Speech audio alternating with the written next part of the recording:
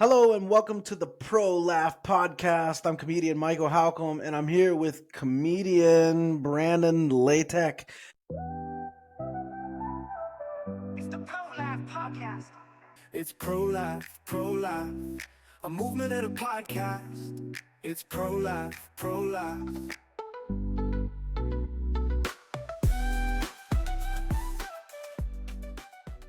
I said your name, right? Yeah. Yep, you got it right. I always want to say Latack, but it's Latack, right?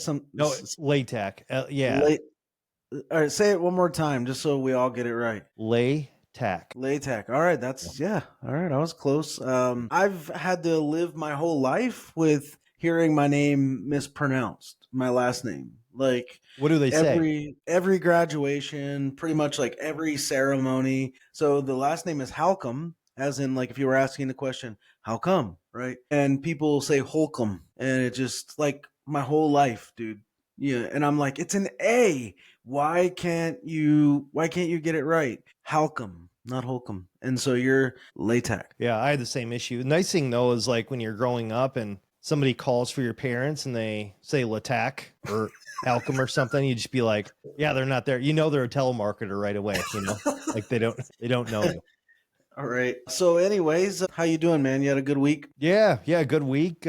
Let's see. So I had one open mic. I think that went really well. It's kind of interesting. One of the jokes, I'm thinking the punchline is like one thing, and then no one really laughs at that much. But literally the very next thing ends up being the punchline. That's the part they laugh at. So interesting. Yes, that is an odd phenomenon, right? So you think you have the punchline nailed down. Yeah. You don't get a laugh on the punchline, but you get a laugh on something else. Yeah, the very next line is like that's where they think the punchline is, and that's where the punchline is apparently. So was it a tag or was it just what was it they laughed at? So first it was like the punchline of it was like the big reveal of I paired my phone to the clinic speaker. Okay. I thought that was going to be like the punchline, like, oh my gosh, I can't believe he did it.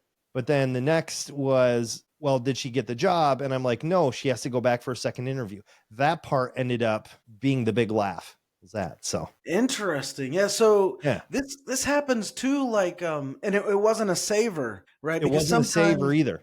Mm-mm. Yeah, like that's it wasn't a tag, it wasn't a saver. You just, as a comedian, in a sense, you got the punchline wrong. Yeah, right. So that's like half my jokes. All right, so this is one of the values, right, of open mics. Yes. Is that you go out and you work the joke and you find out what's going to hit and where it's going to hit, right? So there's this old saying, it's from like George Carlin. I don't remember exactly how it goes, but it's something to the effect of, you never know if a joke's going to work until you go out on stage and try it. And he said something effective like, but I know when a joke has about a 90% chance of working. So he had, and what he's talking about there is joke structure, right? So he knows that if he uses joke structure, like there's a 90% chance that he's going to make the audience laugh, right? Yeah. I think that's true. I think that's accurate. Yeah. If the surprise is there and people can follow it easy enough. Yeah. Yeah. Right. Yeah. But that's interesting. I have had punchlines flop and then the audience laugh where they weren't supposed to laugh. Yeah. Right. That's interesting. And it's funny because every joke you write, you're like, you just think in your mind, this one's going to crush. Like, this is funny, but you literally have to go out and try it. And it could be something as subtle as an inflection of your voice makes it funny or not. Right. Or the timing. Yeah. Yeah. Even just like body language without a word sometimes. Yeah. Right. Yeah. Like a facial expression or some kind of gesture. Yeah. That sometimes will get it too. And of course, I use the term saver. For those of you watching or listening, you don't know what a saver is. That's like when you've bombed a joke and it's a recovery technique, essentially. So you say something like, so I've done this before, where I've bombed a joke and I'm like, well, my plan was to come here and suck tonight. So it seems like I'm succeeding, right? And usually that'll get a laugh because it releases the tension of the previous joke not working. right? So it saves you. In other words, it's a saver. Well, that's cool. That's neat that you had that experience and like noted that. So did this cause you to like rethink the joke, like go back and rewrite, like restructure? What are you gonna do with the joke now? Yeah, I think I have to create a little more tension leading up to where I think the punchline is. Or maybe at the end of the day, the big punchline is the one where the people are actually laughing, you know? And maybe I Mm, have to trim some things if it's not moving the story along or whatever. right. But to your point about body language, yeah, when I first started doing open mics, I looked like a serial killer up there. And I've got a lot of dry jokes, like dry sense of humor. I realized I had to smirk and smile a little bit while I'm delivering these jokes, or I look absolutely insane. The serial killer. Excellent. Well, so I still haven't performed. It's been, gosh, 3 weeks or so since I've been on stage, and I'm kind of like jonesing to get back on stage, but just been too busy, dude. Like, pretty much an international move has Yeah. kept me busy and getting kids registered for different schools and college, and getting cars, new vehicles. Got Like, a new dude, car. everything is it's been madness, but I have managed to keep writing. I write daily, and I've been reaching out to different people about different opportunities as well, trying to plant some seeds. But I got a show coming up at the end of July, and it's a whole new 15 minutes that I'll never use again. Right. So Oh, so you're going to use it and burn it then, huh? that's it. It's 15 minutes for this one event, and yeah. So like, I'm trying to tell myself just focus on that. It's okay. Don't worry about, because I can't even go test this stuff out really at open mics Mm. because it's so event specific that it wouldn't work. Like, it just wouldn't be funny at all. Right. So Could you use it in other similar events, or is it so specific that maybe just like a few of the jokes, but no, like in general, it's gonna be so keyed to the event and that demographic that it wouldn't work like anywhere else. Right. so a furry So convention's a furry convention, I'm guessing, huh? right, exactly. So this close to furry convention is a conference for Greek and Hebrew scholars. Right. Okay, I can see how it's specific. So a lot of like pastors and professors, scholars will be there, and that's the audience. That's the demographic. Several Mm. hundred people, and yeah. So I'll make some like denominational jokes about like different denominations represented at this conference. But yeah, I think I'm just gonna have to, yeah, like you said, burn the 15 minutes for this one event. So I'm trying to focus on that. I've got a lot of it written, because that's like 15 minutes is like, I don't know what 10 minutes is like 60 jokes, so you're getting like what, nine, around 75 to 90 jokes for a 15-minute set. That's a lot of jokes also to like remember. So Yeah, yeah. Oh, also can you talk structuring. about how you helped me out with this a little bit? Could you talk about how you remember jokes and sets? Yeah, I can do that. So I use an ancient technique. It's called memory palaces. And so if you go back and read like Cicero or Cicero and Quintilian, the great orators of the past, they talk about this technique. It's also called the loci method or something like that. LOCI, locus meaning place in Latin. And the idea is this. So if you go to like the Parthenon today in Greece, you'll walk up to the Parthenon, and up at the top of the beams, you'll see frescoes. And starting from the left and going to the right, you see like fresco after fresco, and those frescoes like tell a story. They're scenes from ancient Greco-Roman myths, right? Or legends, things that people in ancient Athens would have known. Like And Cyclops or yeah, I don't know, maybe stuff from maybe Homer, I don't know. But you'll Mm. see the frescoes up there, and they'll tell like stories, or maybe even like frescoes of actual historical figures and events. I don't remember what the ones on the Parthenon are, but just using that as an example. It's like I could look up at this one scene and it would immediately bring to mind the whole story, right? And then the next one, bring to mind the whole story. The next one, bring to mind the whole story. And so the idea based off of that is to pick a very familiar place. So I grew up in a trailer park and lived in this trailer for a lot of years. And so the trailer is very familiar to me. right? I Mhm. know where everything is, where the couch is, where the TV is, who sat where grandpa sat, where grandma sat, where the kitchen table was, where the bar was, right? So the front door, the front bedroom, and the restroom in that bedroom. And what I do is I use that place and all of the things in it, the door, the vent, the bar, the stools, the couch. And I start in a counterclockwise fashion, or a clockwise fashion rather, and just follow that loop like through the trailer. And so at the door, for example, I'll place joke one in my set. And then at this vent that my grandpa used to hide coins in. So when we would come home and pull up the vents, there'd magically be coins in there somehow, right? It's kind of funny, so that vent, and then like the bar, like, and then three stools. So what I'm saying is, like, in my mind, I don't even have to think about that. I just know it really. And then I attach my jokes of my set, one joke per like furniture piece or whatever. Mm. Right. And so in my set, I just follow that pattern. And this is really helpful because if someone interrupts you during a set, or you veer off to do crowd work or engage an audience member or something like that, you get off. All you got to do is remember where you stopped in, that scene, and then boom, you're back on track. Right. You don't have to remember which joke you told last. You just remember where you stopped at in the trailer, for example, and then you pick up there. So super helpful. Yeah. Memory palace technique. Cool. It's good Yeah, stuff. thanks. Yeah.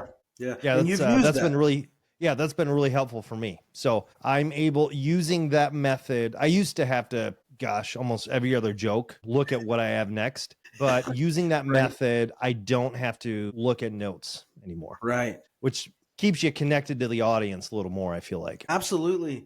And you know what? A really helpful thing is, like, I like writing my jokes on note cards when they're like new jokes. And what I like to do once I like to write the joke on note cards twice and then a third time. The third time is gonna be the final time. And that's where I just use one word. So the first time I write the joke word for word, second time word for word, the third time I'll get a new note card and just write the one word. So That'll that's bring almost that your set list then. exactly. And then I'll sort of like place the note cards in the order of the items. And then once I go through that, boom, I can by memory palace, just go to my set. Like, I did a set 6 weeks ago that I could like tell you right now, because all I got to do is go back to, the memory palace, the very first joke. Right. Uh, Um, so that so 15-minute set that you're doing, I'm assuming you're going to be using the memory palace for that entire set. Are you going to have any cue cards anywhere, or just kind of remember it? now here's the thing. I always take my set list on stage with me Mm-hmm. 100% of the time. One, it's like a Charlie Brown blanket, or what, the Linus blanket rather, like a soothing device, a protective device. I never go on stage without a set list on me. Now I've had some mentors tell me, never do that. I'm like, well, whatever. Like, I'm taking a set list with me 100% of the time, and I'll keep it in my back pocket no matter what. And Mm-hmm. one cool thing of that is I've started taking pictures of those, and it'll be like, eventually like a good, a memory. Like if I ever do a scrapbook, or digital scrapbook or something, a video. So, but that, if I ever do blank and lose where I was in my memory palace, then I can pull that card out and then, make a joke about it. Like, Mm-hmm. again, like, okay, I didn't plan on being so forgetful tonight, but here we are. And then pull the, or just some kind of joke. Yeah. And it just releases the tension. You'll get a, giggle or something. But yeah, I'll take that set list on me for every show. You will not find me on stage without a set list on me. Yeah. Nice. So, and if you watch, dude, like in some specials, if you watch really, really closely, comedians will have a set list like printed and taped on the floor, like behind the speakers, kind of like, so the audience can't see it. But sometimes Okay. on specials, if you look, you'll see it. And then also some venues have little screens up there that it'll cycle through your set list. Somebody in the back will cycle through your set list as you're tick through each joke. And is the screen in the back or is it more towards the No, it's front? like down there by the speakers. Oh, it's like a confidence monitor then, huh? Yeah, yeah, exactly. And Okay. Joan Rivers, I remember watching one of her. I mean, she's one of the greatest, right? Maybe has written more catalog jokes than anybody in the world, I think. But I remember her. She had those big like poster board sized things taped down on the floor and just all the way across the stage. Oh, wow. But the audience couldn't see it. But as a viewer of the show, I saw it a few times. So anyways, yeah, take a set That's list. interesting. Yeah, yeah. So that's see, my advice, but others would have different advice. Yeah. Yeah. Do we want to work on a joke? We can. But yeah, man. What do you got? What are you working on? All right, let's see here. All right. So there are two types of people in this world. People who like to sleep in a dark, quiet room, and psychopaths who need a fan, a heated blanket, the windows open, a noise machine, a night light, and a humidifier. My wife's a psychopath. I feel like I sleep at a rainforest cafe. She'll say, I need a breeze and nature sounds to fall asleep. I say, yeah, that's called being outside. Our ancestors tried that. Even they were like, these cricket noises suck. Yeah. We need a cave. Right. So, yeah, I have a lot of that worked out, but I don't know if it's too wordy, Yeah, I think so, in my opinion. So, Yeah. I think, for example, you could easily cut some of that stuff out on the list or add another punch in there to break up the list. Okay. Right. It's like 6 things. They probably get the point after 3. Yeah, exactly. Yeah, and you could set yourself up and do like 2 back-to-back triples there, right? Uh-huh. So yeah, so let's walk back through it again. I want to see if I can help you punch it up or add anything or give you any ideas. There's 2 types of people in this world. People who like to sleep in a dark, quiet room and psychopaths. Okay. So that's always an interesting thing. There are 2 types of people in this world. Yeah, so it's a great hook. Everybody's primed. I think you got us with that. There are 2 types of people in this world. Yeah, So I it's don't know. There are 2 types of people in this world. Or 3, maybe 4. Like maybe you can start questioning yourself. But there are 2 types of people in this world. You do the one, and then you say psychopaths, right? Yeah, and then I kind of go to explain or expand it. Who need a fan, a heated blanket, and then say like a sound machine. So like, what's the first one again? Sure. There are 2 types of people in this world. People who like to sleep in a dark, quiet room. So it's either people that like peace and quiet and like nothing going on. And then there's people that, seems like they want a marching band going on while you're trying to sleep. Huh. Okay. Like, so the people who want to sleep in a dark, quiet room, like there isn't enough contrast with psychopath for me. Okay. Right? Even though you go on to explain it, like I need something that surprises me when you say psychopath, right? What if I say something about peaceful? Okay. Like they like peace. They like sleeping in a, dark and quiet.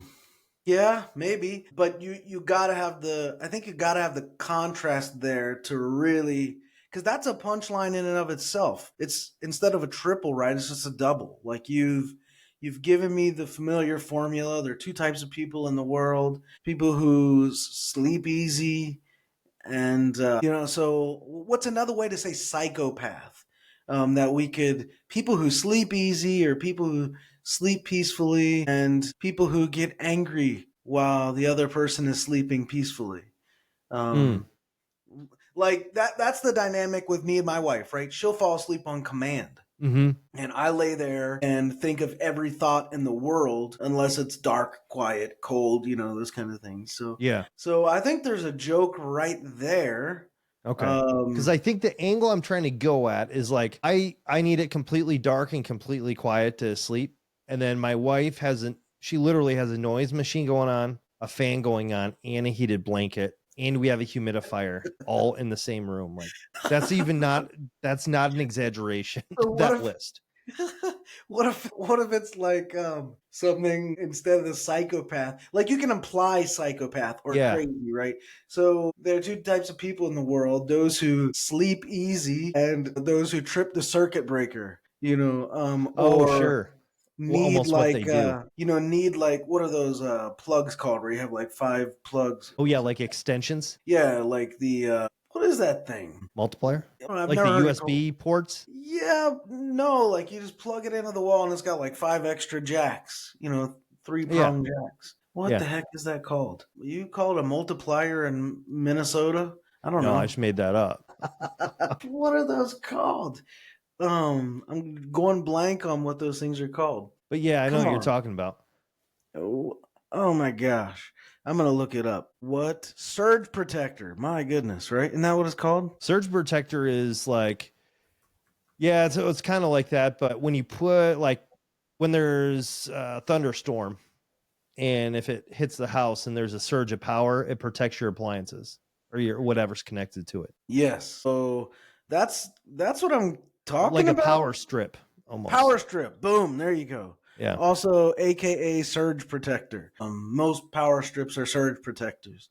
So yeah, my thinking was there are 2 types of people who sleep at there are 2 types of people in the world: those who sleep easy, no maintenance required, and those who need 2 power strips Or or like some maybe make it crazy, like 8 power strips or yeah something. So something like that. yeah, yeah. Um, and then you do that. My wife has a fan, rainforest noises, and then boom, hit with another. Like my wife has a heated blanket, rainforest noises, and yeah, what would be something surprising to add there, something playfully inappropriate to add there? She's got a heating pad, a fan. I mean, those like cancel each other out, right? A heating blanket and a Yeah, fan. that's the wild thing too. Yeah. Yeah, I know. I've been down that road. Oh, oh yeah, your wife like running the electric bill up while nobody's doing anything. Like Right. We have the window literally, open, the AC on. yeah, dude. Yeah. Literally, the most electric is being used in your house when there's the least movement. When Um, everyone's passed out. Yeah. so that's like what I'm thinking. Like, yeah, the what could we do for the triple there? My wife's got a fan going, rainforest noises. Should almost be unexpected, like Yeah, not even associated with sleep. right. And since she grew up in the city, she loves the sound of a good jackhammer uh, in the background. Yeah. Huh. I grew up like in a trailer park and we had train tracks running along the trailer park. And so, after a while you get used to the train at night. Like Was and it it'd so be close you would feel it going by? yeah, oh yeah. We were the farthest, literally the farthest from it in the whole trailer park. We were at the Oh, end of the high road, class. Damn. but we could still feel it, right? Kind Yeah. of rattle things. And so like that's kind of wild to think about like growing up in that circumstance and you like need the train whistle like at intermittent points of the night. Oh, after a while? Yeah. So like I wonder if you could do something like that. Like and since she grew up near train tracks, like every 45 minutes we get like a train whistle. I don't know, I'm just like adding stuff in there, but Yeah. One thing that is true, like she plays, it's like a loop of a bunch of random things, and one of it is a thunderstorm. So a few times through the night, you'll hear, and like it's the thunderstorm going, and then I'll like, so it literally like I feel like I'm sleeping at a rainforest cafe, like when I'm laying there. Have you ever been to one of those? I have, yeah. Okay, yeah, like every 10 minutes, That's a funny. rainstorm. All right, so I think you can punch those 2 sections up. I don't know exactly how or with what yet, but I think you got 3 jokes right there. Yeah. Um, Yep. the 2 kinds of people, the kind who sleep easy, and then the kind who need, 5 or 6 power strips. And then the rule of three, or the triple. And then what's the end? Like, how do you bring it home? I'm like, I feel like I sleep at a rainforest cafe. And she'll say, I need a breeze and nature sounds to fall asleep. And then I'm like, yeah, that's called being outside. Right. I need a breeze and nature sounds to fall asleep. Like when you were telling that the first time, I was thinking like I was imagining you putting her in the back of like a pickup truck and speeding down the highway. It's like a To get her breeze. breeze and nature Yeah, sounds through a cornfield. yeah, exactly. Yeah, And that's then called being outside.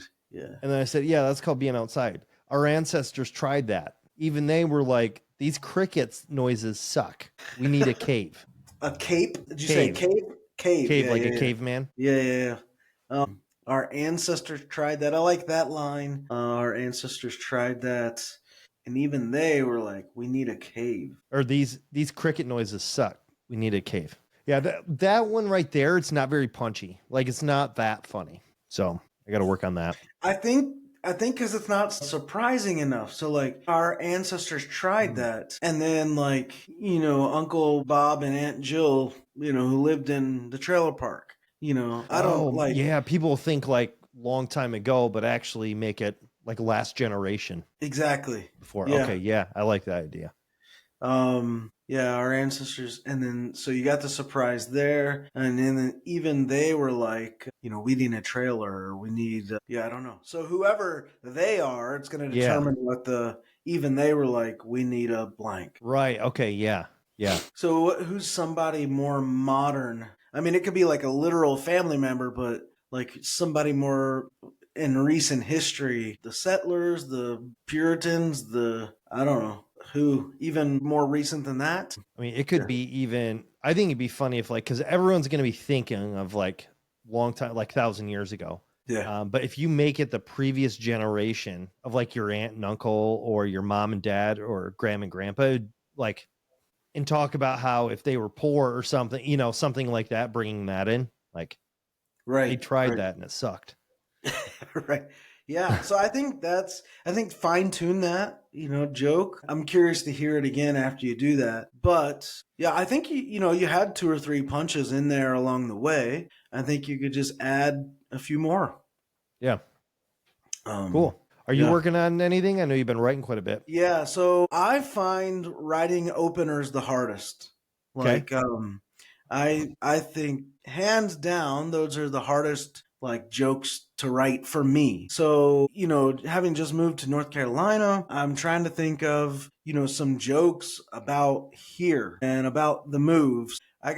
Today I worked on like 5 or 6, just like a string of jokes. But I'll maybe share. Let me pull up one here. I'll share like the first one. Let's see. So I just relocated from Hawaii to North Carolina, and that shocks people here. They're like, "Wow, that's a downgrade. Why would you do that?" Well, when you put it that way, so that's like the first joke, and it doesn't quite hit for me, but I have like a string coming after it that I feel like works better. And so I take a short detour right from that, and I think I might get some chuckles out of that, right? So, well, when you put it that way, somehow do that. And then, some downgrades are good though, right? I've seen trends even here. People downgrading from a big home to a tiny home, or downgrading from a smartphone to a flip phone, or from an electric toothbrush to no toothbrush. So that'd be a kind of good just one. trying to take a quick crack at, North Carolinians.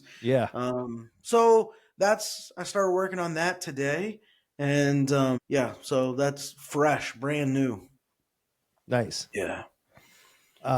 Yeah, almost like I wonder if something could be put in there about like them not needing floss anyway, almost a tag on it as well of them not needing to floss, just implying a lot of missing teeth. Yeah, no teeth, no need to floss, no need to brush or floss. So the first one lacks punch for me. So I couldn't come up with what exactly to say to, wow, that's a downgrade, because that's like literally the response I get when I tell people I moved. Yeah, Right. I actually thought whatever you said after that, I actually thought it was a setup. I thought it was still the setup. Well, So when I you put was it that way, waiting for yeah. the punch like after that. Exactly. So I'm a little stuck there. Like, wow, Well, that's a so what they're downgrade. saying is kind of like everyone's thinking that, but it's kind of rude to say to somebody like, "Oh, that's a downgrade." So Right. so Exactly. you actually have a license, like you have a license to be able to say something snarky back to them. So is Yeah. there something, some joke or comeback you could say to that person that would be funny? Yeah, so here's what I got following that, right? Nobody in North Carolina will let me feel good about moving here. Did I move here in an economic downturn? Yes. Out of just 50 states, did I move to the one that ranks second in employment opportunities? Yes. Out of just 50 states, did I move to the one where people just missed that I said ranks 52nd and have no mathematical problem with it? Yes. Did someone look at the employment stats and feel the need to point out that technically there are less jobs here than Puerto Rico? Yes. And did someone ask, should we publish that and embarrass North Carolinians? Yes. Right. So like I keep doing that litany of question yes. So that's one that I had to that. Here's another one. When people realize they've made me feel stupid for moving here, they say things like, well, it's pretty here too. It's pretty here too. And then they quickly qualify that statement with a different kind of pretty, of course. Like, is that how men here talk about their wives? Yeah, we've been dating since middle school. She's still pretty as ever. A different kind of pretty, of course. You know, first time I saw her at the family reunion, woo-wee. Wait, that's not North Carolina, that's Kentucky, where I'm from. So, like, those are some of the ones I'm working on. I'm struggling to get how to follow up, to get something that'll follow up to that first part. So that's why. Okay, could you say the first part again? Yeah, absolutely.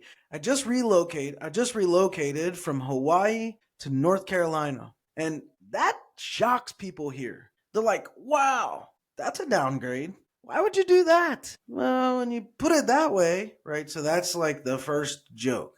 And the well, when you put it that way, just does not really work for me, but that's what I have there right now. Could it almost be something that like it would be easy for them to understand, but you would just something about Hawaii that's like really annoying, like just the wind, I bet would get annoying after a while. Or I didn't want to go in anything like stereotypical, like hula or pineapple or anything not that. Like that.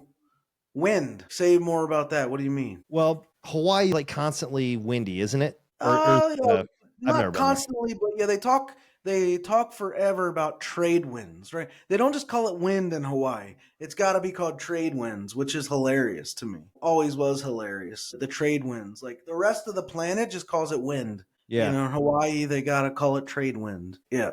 So it's kind of funny. So was there like a meth problem in Hawaii? Yes. Huge meth problem. So could you almost do it where that person's like, man, that's a downgrade. And you'd be like, well, I tried to get out of the, mess situation or something like that. And judging by your teeth, sounds like you're in one too. All right. So you're going to pull the meth roast. So, wow, that's a downgrade. You could even just like, yeah, the meth here just isn't the same, or the meth here isn't just as good. The meth here isn't as good. Something like that. Yeah, the meth here just isn't the same. So I'm struggling with this. Like again, for me writing the opening joke, maybe I just got to tell myself this isn't the opening joke. And then it'll like, just, it'll hit me, it'll come. But wow, that's a downgrade. I just think it's so funny that people say that. And like, they don't realize that they're saying it until after they've already like said it, and they realize, oh, that was kind of rude. Right. So then they try to backpedal with that. Well, it's pretty here too. That's like literally. It's almost how, like it's a downgrade for a. Sorry, it would be a downgrade for a vacation, but maybe not to live. Like. Interesting. Well, that's a downgrade for a vacation. Okay, I'm taking notes. All right. I don't know if there's a joke there at all, but yeah, that's a downgrade. So I was trying to think of like, yeah. Then I had that list. Like, what are some things that people downgrade on, and it actually is beneficial, right? From a big home to a tiny home, from a smartphone to a flip phone, electric toothbrush, trophy wife to a like loyal, like I don't know what you'd call the other skink. Yeah. So that's where I'm at. I'm feeling a little stuck on this one, and you want to get a quick laugh and them on your side. Yeah, exactly. Yeah. And so I got to find a way to make myself the butt of the joke here, not North Carolina necessarily. And wow, that's a downgrade. I would have, it's something like, my whole life has been downgrades. Like, play into that. What if he said that's a downgrade and almost act like he's talking about you rather than you moving to the state? Like you're the downgrade. Oh, yeah. Wow. So I would change it there they're like, wow, what a downgrade. And then I change it. So yeah, I misinterpret what they're saying. Yeah. And you could be Purposefully. like, no, North Carolina is actually not that bad. And then he goes, he was like, no, our neighbor was great before that, or something like you're the downgrade on it. Yeah. Right. That's an interesting angle. I really like that. I become the downgrade. Yes, I think there's some traction there. Wow, what a downgrade. And then what if I call him out for whoever it is, like, call the person out for. So I could actually make it more specific here. That shocked people here. Like a lady told me yesterday, wow, what a downgrade. And, I say something to the effect of, I thought people were nice and sweet around here. Like somehow say that. Yeah. Southern hospitality. Yeah, yeah. So North Carolina isn't quite the South, but it's still, to me, it is. Like I know to a lot of people it isn't, but it's the mountains. It's excuse me, Bible Belt kind. Like so, I still kind of consider it the South, but a lot might not. But yeah, exactly. So I like this. So I'm gonna try to play with this angle and see what I can get out of it. I think there's something here. Nice. Yeah. Yep. So maybe we'll check back in on this joke in a future episode. Cool. I like the idea. Sorry, I like the idea of like following sort of the life cycle of a joke. Oh yeah. Follow up on see how it goes. Yeah, Almost. and then like I've only been doing this for like performing for like 15 months now, but 14 or 15. That's long enough for me to have experienced this thing where I wrote just a one-off joke like a year or so ago, and then like 10, 11 months later, however long later, like a new joke or a new bit comes along and I can fit that earlier joke that was just a one-off standalone into the bit. And so it's a good tip to never throw jokes away. Like just keep them. Yeah, You even the never one-off. Yeah, even the one-off. You never ever know when you might get a new perspective or a new angle. Literally, somebody might just say one word or give you a look and it like completely changes the joke or fits into a later life story or life experience. Yeah. And it's nuts. One day you'll look at something one way and you'll look at it a completely different way another day, unexplained, and yep, you have a funny bit. Exactly. Yeah. Yeah, right on. Well, that's good. Thanks for that insight. And I think another good thing to point out there is just like it's really helpful like when you're stuck like this to ask yourself like am I the butt of the joke? You don't always have to be, of course, but it's a way to solve a problem and it's like one of the things that I always ask myself. I have a little checklist, after I've written a joke and I go back through it, did I do all these things? And that's one of the questions. Am I the butt of the joke or at least part of the butt of the joke? Yeah.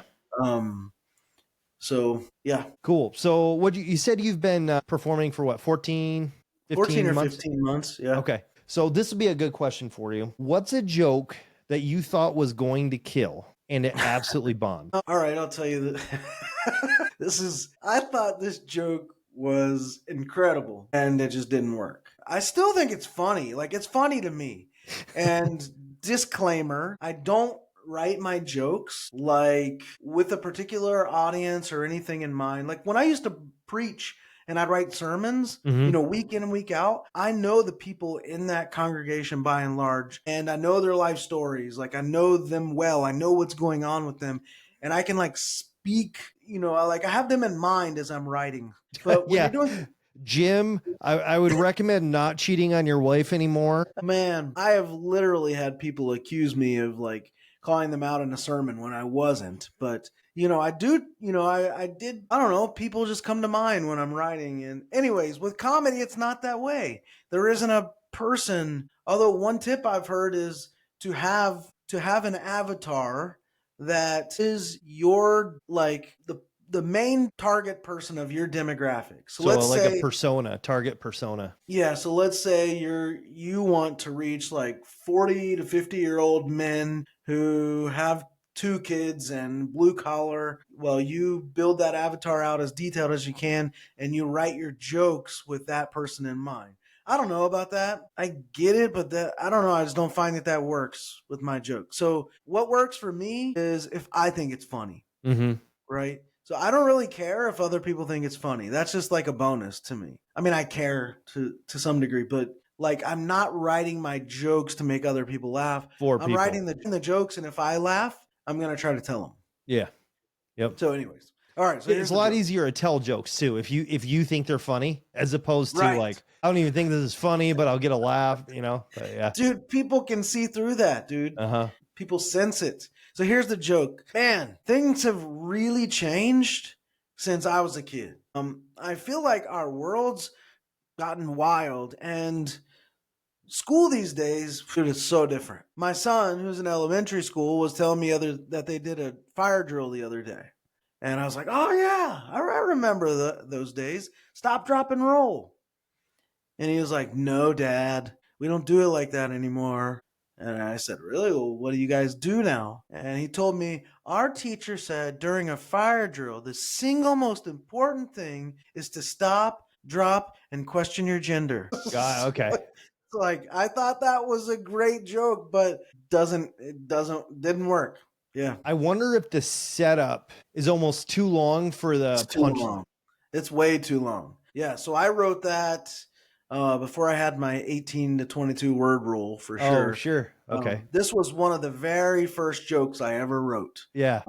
And I thought it was so brilliant. But yeah, yep. So where'd you tell it? I just told it at a show. Like At a show? Okay. How I many think times did you tell it? I told it once, maybe. It was at it might have been at my very first show. I can't remember, but I've told it once and I've never told it again until now. Yeah. So that could be really shortened. Way too much setup there. Yeah, you diagnosed that, I think, very correctly. Like, I could just do, my son told me that at their school they're doing fire drills differently. No longer stop, drop, and roll. Stop, drop, and question your gender, right? Way shorter. Yeah, there it punches a lot quicker. You're not thinking in the back of your head like, I listen to all that for that, but like if it's shorter, you're like, all right, yeah. Or just like, my son's totally going to a woke school. He told me the other day during the fire drill, his teacher said, stop, drop, and question your gender. Right? Yeah. Boom. Like, way quicker. So, but I didn't have that knowledge when, I first started writing. So yeah, I think you hit the nail on the head there. What about you, Jeff? You ever told one that you thought would work but flopped? Oh yeah. So I thought I was going to kill with this. This was for my first open mic. So I said, I miss the good old days when you could trust everything you read. Like a 600-year-old man named Noah built a Carnival cruise ship out of wood. There's no way God chose Carnival to keep those animals safe. You think there's crazy fights on Carnival today? You should see a gorilla fight a rhino. Noah's Ark turned into Zoo FC. Noah had to drag 2 of every animal on board. He was pissed when he found out the polar bear with nuts was named Tina. 2 girls got to go back and get another one. I'm laughing at how bad that is. Yeah. So that's Sorry. basically, that took you everywhere on that. Oh, dude, man, that's a wild joke. Yeah. But then I thought, like, if you took out all the carnival stuff in the fight, because it was just like, it was way too many subjects, Yes. I'm making people think of 8 things, and then like, all right, now I'm going to tell you the joke. Dude, man, there was one funny part in there. It was like God would choose Carnival cruises for the ship or whatever. That was kind of funny. Okay. But I don't think people got that either, though. I think some people got it, but I don't think everyone knows that like Carnival can be a dumpster fire sometimes, So, so they just sat there like, eh? And then I continued to confuse them. Oh, that's funny, bro. So it was a rough experience. Yeah. So luckily I got a few laughs on like different jokes on that set, but that was literally people were just staring at me. If I was in the audience, what just happened literally would be the same thing that would have happened. Like, I would have just lost it at the end of that because it's so terribly hilarious, right? Then I would have been like, crushed it, and then I would keep doing it. By the way, I love that we can just be honest and rip each other's jokes. Dude, that's so funny. Yeah.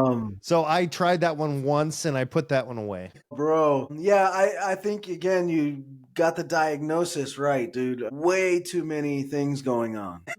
gorilla fighting a rhino. Oh, dude. I was trying to incorporate like carnival fights, and then I'm like, oh yeah, what if it was like a gorilla and a rhino, like Noah's Ark? Oh my gosh, so Yeah, funny, dude. I yeah. But you never know, dude, when something like that'll come back. Like maybe you'll go on a boat ride or a cruise ship someday, and it'll come back. Spark something. Uh, Yeah. you can salvage part of it, dude. Yeah, that's funny. I mean, the idea that Noah's Ark was like the inception of Carnival cruise boats is kind of funny. There might be something there. I thought the funniest part was actually like, could you imagine Noah dragging two polar bears to the boat? And then there's a transgender polar bear, so he's got to go back and get another polar bear. Like, how pissed you would be. Oh man, that's funny, dude. Yes. So, you have Noah dragging two large beasts to the ark, in other words, farmers from Idaho or something like that. Um, yeah, that's funny, dude. I love the vulnerability too of sharing jokes that didn't work. I Yeah. think that's hilarious to me. Oh yeah. Because a lot of times, like you'll see like the bangers online, but everyone has the jokes that do not work. Exactly. Oh, dude, that's funny, man. Good stuff. All right. Should we answer an email? Yeah, we can answer an email. Did you want to talk about any of the stuff going on in the world today, or we good? No, let's talk about current events. Okay. So a man fakes being in a okay, so let me pull this up here. Florida man, of course it's Florida. Obviously, we got to have a Florida man. Yeah. Convicted of posing as a flight attendant to score more than 100 free flights. So a man in Florida has been arrested for posing as a flight attendant because for over 100. So he got 100 free flights, more than 100 free flights, and I think it was like 5 to 7 different airlines too. So it wasn't just like one airline who was doing this too. Do you have the headline? You want to pull it up? That's hilarious. Do you see it? Oh, I'm sorry. Here. No. So he's getting how long is he going to jail for? Well, this is the crazy thing. Faces up to 30 years in federal prison. But I just feel like, okay, in Minnesota for second-degree murder, you can get up to 40 years for that. Dude. This guy can get up to 30 years for this. Dude, he should just impersonate being a prison guard. He'd get less than that. Oh, there you go, to get out. Yeah. Yeah, exactly. Yeah. I heard that in prison he'll only get pretzels and half a drink. Yeah. Better treatment. Yeah. I would love to see like it, because it said he started actually going on the flights in person. Like I think he was going on some of these flights pretending to be one too. Right. Which is amazing. Like he was working. It is, dude. He was worried. And maybe like I don't know how they found out. Like I don't think it says it, but like maybe authorities became suspicious when they realized he was a male flight attendant and he wasn't gay. Oh man. Or because he eventually got caught because he kept yelling, "Oh, beep," during takeoff. Oh, dude, that's funny. I like this guy's creativity, though. I don't know. That's wild, man. 30 years in prison, bro, for that. 30, yeah. 5 to 7 airlines. Yeah, providing 30. They didn't name any of them here. So that's kind of terrifying, right? That he could get into all these different airlines. Right. So he could have actually done, they even say that, like, even though he did this, he did not pose a threat to other airline passengers. So TSA said. But he did pose a threat. Like, he was sneaking on the airplanes. Like, they can spin the PR however they want. But, man, that's Tyron Alexander. Wow, dude. That's crazy. Yeah. That's a wild story, dude. Yeah, that is. All right, let's check out another one here. Man, 7 Fine. different airlines. So fine water. Have you heard of fine water? I have not heard of fine water. No. Okay, so think of it of like wine. There's these, you know, those people that like they taste the wine, spit it out, and they'll be like, "Oh, it tastes like eggs." Yeah, that person. Now they're doing that with water. Oh my goodness, bro. Are you a water person? I mean, I drink water, but not a lot. Like, I prefer water out of my sink to like a bottled water, you know? So what is this? Like, are they, dude, if they're, dude, if they're like expecting fine water, they better not go to Saginaw, Michigan. Oh my Or goodness. Flint, Michigan? Yeah. Flint, Michigan. Yeah. I feel a huge hint of lead. Yeah. Lead. Tastes metallic. Yeah. So Man, yeah, it's so like, so I guess they get these, they source them from different springs around the world. And then whatever minerals are attached to those bottles of water, or like that water in that spring, they bottle it. But this is what I'm guessing, because the dirty truth about a lot of liquor is a lot of the liquor comes from the same place. They just, it's marketing in the bottle of what it right, looks like. And judging right. by looking at these bottles here on the screen, I'm sure it's more of a bottle thing in marketing than anything, you know? So it's just a bunch of rich people doing this to try to make money, essentially, or start a trend or be trendy or whatever, Yeah, right? this is a rich person thing for sure. Because there's a quote in here. This lady said, "I don't like the fact that the chef cares about his wine and his food, but the water they give me, I can get it for $1 across the street at a gas station." So I think it's kind of like a rich person thing. To which the poor replied, "Y'all are idiots." Right? Yeah. Golly. Yeah. You see some guy at dinner letting the water breathe. Like, it's just Oh yeah, so dumb. they have I guess some restaurants are having like water sommeliers now. So they come out with a water cart. Dude, it's only a matter of time before they replace fine cheese with government cheese, right? Government. Golly. This just proves like the scandalousness of stuff, dude. And also the, as you know, the power of marketing. Yeah, you can market anything, really. Pretend it's It reminds me of the Lorax, dude, where they're bottling up or selling air or whatever, right? What was that? Just the Lorax, the cartoon. You remember that? No. You never seen the Lorax? Uh-uh. Oh, the Dr. Seuss movie. You should go watch it with your kids. It's a pretty good cartoon. But yeah, they start cutting down the trees so they can charge people for air or something like that. I mean, it's kind of like the premise of it. Like the government does that kind of stuff. The wealthy do those kinds of things. This is just proves the scandalousness of it all, the absurdity of it all, dude. Yeah. There was somebody, I forget who it was, but they have it in here. Penn and Teller. So they made a spoof. And so they were at a fancy restaurant and they asked people if they wanted this type of water. But it was in French, but like in French, it meant tap water. And then people would pay $7 for this water, but they were saying tap water and they were getting the water out of a garden. Dude, what are they like? So the rich are having these sommeliers at these conferences and fancy restaurants, dude. Like, wait till this trend hits like Burger King, dude.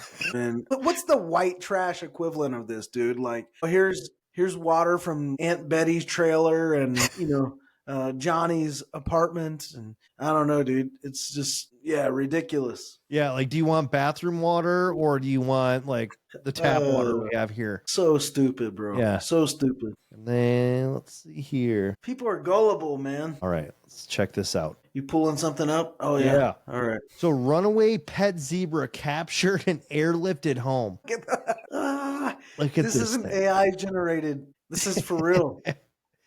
Hey, one thing I wondered, why can you never see people ride zebras like horses? Are they just tough to ride or what? That's a great question. I don't know. Look at it, dude. Look at it. It's just sitting there, dude. Could you wake up could you believe like you wake up one morning and then a zebra is like floating in the like being airlifted in the air? Oh, dude. So this was in Tennessee. Tennessee. And look, it says the headline pet zebra. Pet zebra. This is somebody's pet, dude. So this could be almost like a Tiger King thing. Yeah, You know? yeah. Look at that thing, dude. I love how he's sitting. Like that's the best part of it. Like, dude, he's not even moving. He's chilling. Yeah, seems like a that. chill zebra.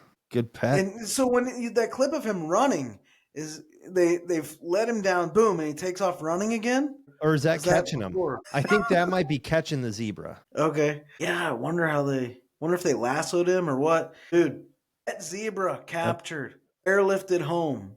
That's awesome. Dude, authorities plan to return the zebra to its owner after they catch him. Right. That's crazy. That's funny. I love how he's sitting. So we got one more thing. So the world's largest game of red light, green light played in the USA, Guinness Book of World Records. Did you used to play that? Yeah. Played that, of course, in elementary school. Yeah, red light, green light. Still play that as a driver. Yeah, dude. So this is in California, it says. A group in California broke a Guinness World Record by gathering 1,423 people to play the playground game Red Light, Green Light. So did this dude win? You would say something like that. So in California, 1,400 people gathered to play a game of Red Light, Green Light. That was until the anti-ice protesters shut it down because they kept hearing the phrase "Gringo, Gringo, Gringo." Then it dropped down to 700 people. Yes. It also broke the record for the world's largest number of people who don't have jobs. Was this adults or kids? Like, I think it was all kids, which is good. Oh, okay. Yeah. All right. Yeah. Because in California, you never know. It seems like something the adults there would do.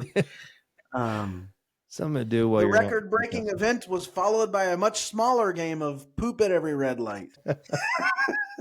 Yeah, that's a San Francisco thing. Poop at every red light. Yeah, definitely. Wow. All right. I always thought it'd be cool to do a world record. If you could do if you had the chance of doing a world record, what do you think you would have the best chance of it being? Wow, that's a great question. I have no idea, dude.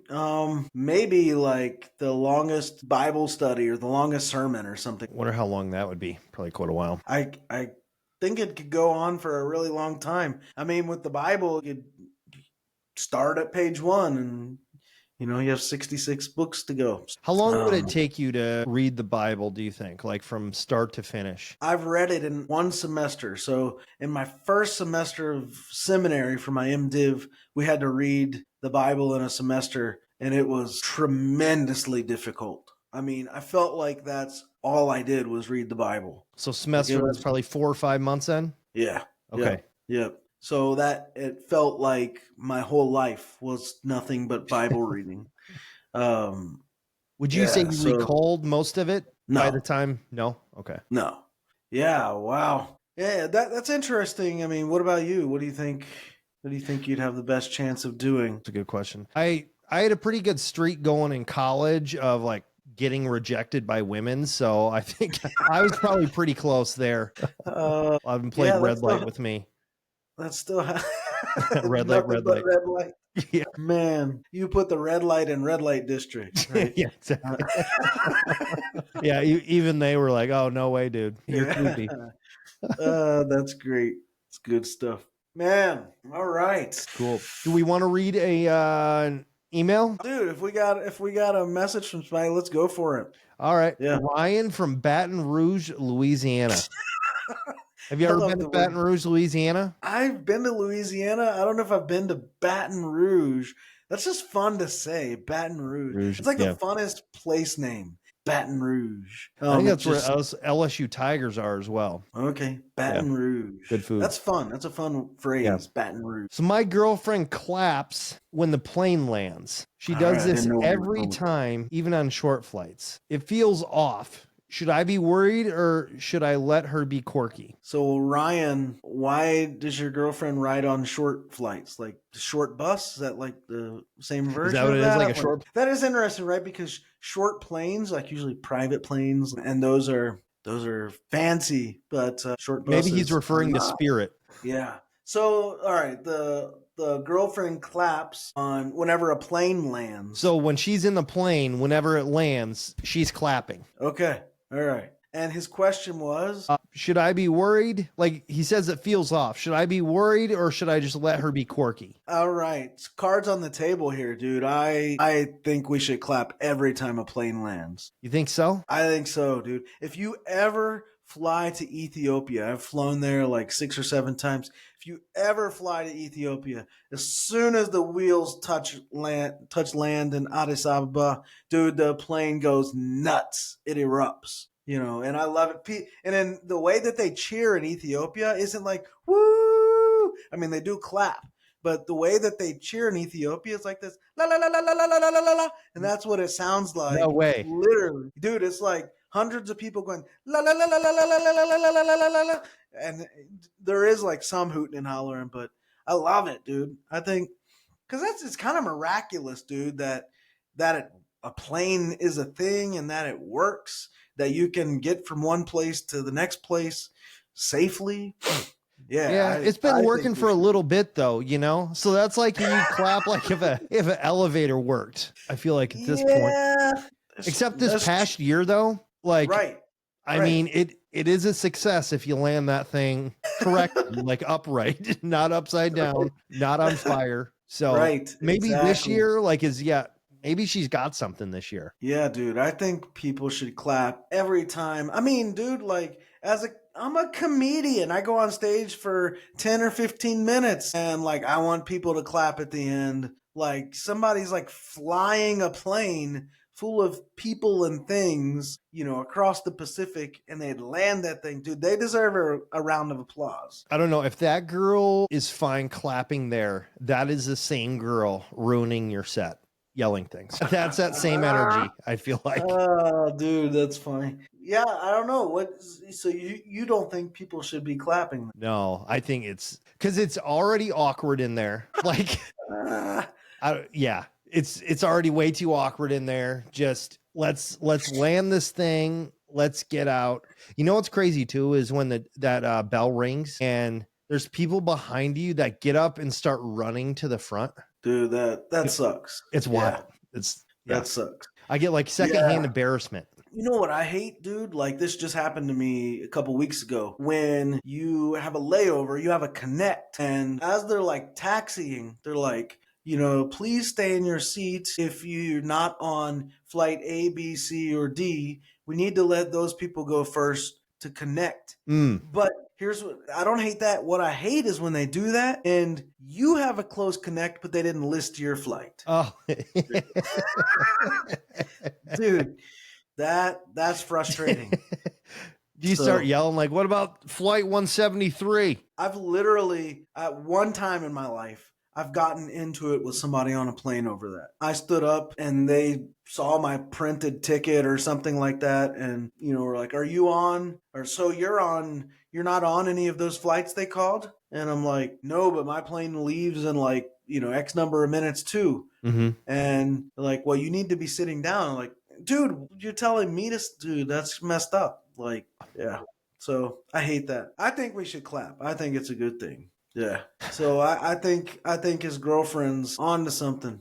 Yeah. Cool. But man, good episode. We covered lots of ground. Always fun, dude. Always fun. We're kind of getting our podcast legs under us. Yeah. And I like your background. Looks good. Hey, thank you. I thought you were talking about like my personal history, like my background. Yeah, that's a little sketch, but that behind you is pretty good. Appreciate that, man. I worked on this a little bit this week, and so I appreciate the compliment. Yeah, I stole that from my kid's bedroom, so that's pretty cool. I'm sorry I can't return the compliment because this is Detroit. If you replace that with a Cincinnati Bengals helmet, then no, I'm just kidding. I guess I can't talk crap. Like Lions Are haven't you ever. from Michigan? Are you Yeah, I'm from from Michigan? Michigan. Yeah. Yeah, my wife is too. Right on. Right on, man. Well, Cool. thanks everybody for watching or listening to the Pro Laugh podcast. Join the Pro Laugh movement and subscribe and keep in touch with us. Here at the beginning, right off the jump, I think we're just going to be releasing episodes like once a week or so, and probably a few shorts, here and there. So follow us on YouTube and iTunes and Spotify and all that stuff. And we'll give you more details about other websites and ventures in the future. But Brandon, good to see you, dude. You got shows coming up? Yeah, I got one on Wednesday. Yep. Right So on. it's going to be at the Mall of America, that one. So, Right on. yep. Excellent. So we're going to get to work on my new opener. Nice, nice. Is that the one that we were working on like a while Yeah, back? yeah, yep. Dude, I'm excited Yep, the Subway one. Yeah. That's a good. Send me that clip, dude. I Okay, want to I see will. it. But yeah, thanks for watching, everybody. Thanks for listening. We're gonna stop there and say we hope that helps. It's the Pro Laugh Podcast. It's pro life, a movement and a podcast. It's pro life, pro life.